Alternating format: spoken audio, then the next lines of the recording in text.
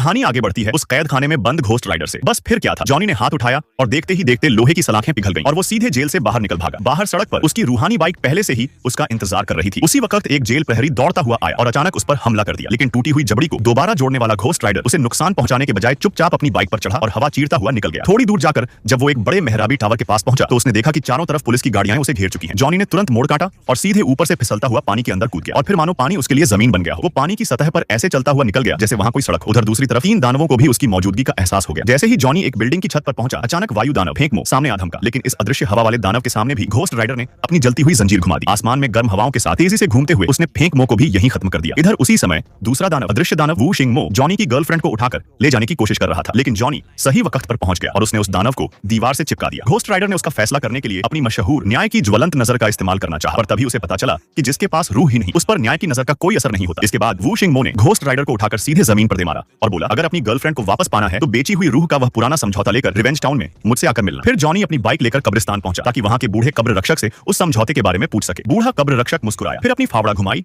और जमीन के भीतर से वही रूह बेचने वाला समझौता बाहर निकाल लाया। उसने कागज जॉनी को सौंपा और कहा कि वह खुद जॉनी को यहां से 500 किलोमीटर दूर रिवेंज टाउन तक ले जाएगा। उसने एक सीटी बजाई और उसका अपना रूहानी घोड़ा वहां आ खड़ा हुआ और यही बड़ा खुलासा होता है, वो बूढ़ा कब्र रक्षक कोई और नहीं बल्कि पिछली पीढ़ी का असली घोस्ट राइडर था।